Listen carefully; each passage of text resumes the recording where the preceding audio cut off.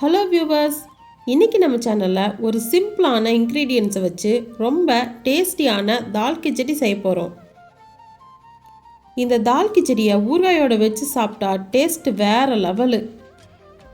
வாங்க எப்படி பண்ணுறதுன்னு பார்க்கலாம்.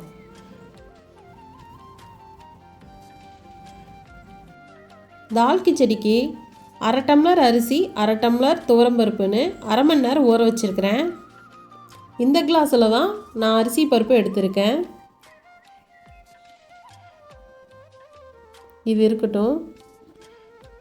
ஒரு குக்கரில் 2 ஸ்பூன் எண்ணெய் ஊற்றிக்கங்க. எண்ணெய் காஞ்சதும் கடுகு போட்டுக்கோங்க. கடுகு நல்லா பொரிஞ்சதும் 1/4 ஸ்பூன் சீரகம் சேர்த்திக்கங்க. இது கூட ஃப்ரெஷ்ஷான கருவேப்பிலை ஒரு கொத்து சேர்த்திக்கங்க. ஒரே ஒரு பச்சை மிளகா ஃப்ளேவருக்காக. கொஞ்சமாக இடித்த இஞ்சி பூண்டு. இதை பச்சை வாசனை போகிற வரைக்கும் வதக்கிக்கங்க.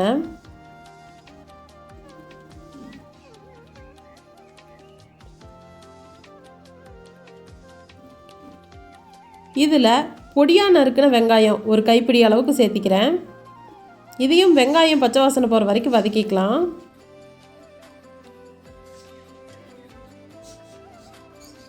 இப்போ வெங்காயம் நல்லா வெந்துருச்சு. அடுப்பை லோ ஃப்ளேமில் வச்சுக்கோங்க.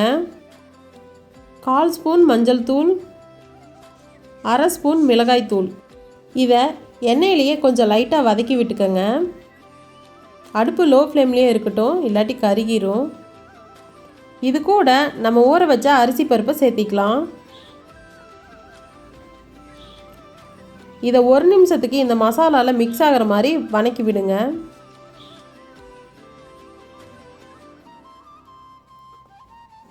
இப்போ நல்லா மசாலா மிக்ஸ் ஆகிடுச்சு.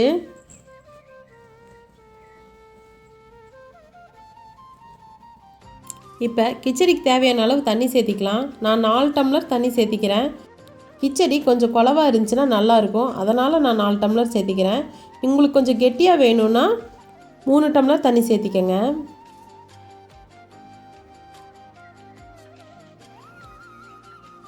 இப்போ கிச்சடிக்கு தேவையான அளவு உப்பு சேர்த்திக்கலாம். இது ஒரு கொதி வரட்டும்.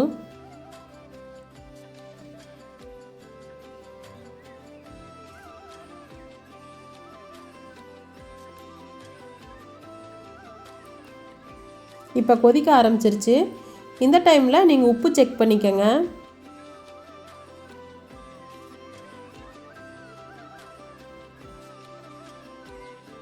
இப்போ குக்கர் மூடி போட்டு 5 விசில் விட்டு எடுத்துக்கலாம்.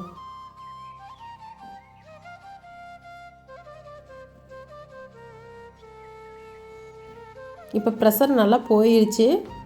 ஓப்பன் பண்ணி பார்க்கலாம்.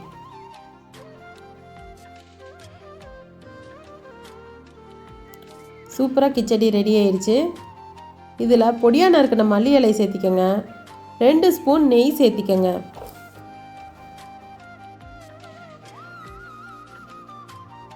இப்போ இதை நல்லா மிக்ஸ் பண்ணி விட்டுக்கோங்க. இது கொஞ்சம் தண்ணி இருக்கிற மாதிரி தான் இருக்கும். நம்ம மிக்ஸ் பண்ணும்போது பொங்கலெல்லாம் மிக்ஸ் பண்ணும்போது நல்லா கெட்டியாகுதில்ல, அந்த மாதிரி ஆகும். சாதம் நல்லா குழையிற அளவுக்கு நல்லா மிக்ஸ் பண்ணிக்கோங்க. இது செம்ம டேஸ்ட்டாக இருக்குது, குழந்தைங்களுக்கு ரொம்ப பிடிக்கும். என் பொண்ணு இந்த மாதிரி கொலன்னு கிச்சடி செஞ்சால் தான் நல்லா சாப்பிடுவா. அதனால தான் நான் இந்த அளவு தண்ணி வச்சுருக்கேன். உங்களுக்கு வேணால் 1 டம்ளர் தண்ணி கம்மி பண்ணிக்கோங்க.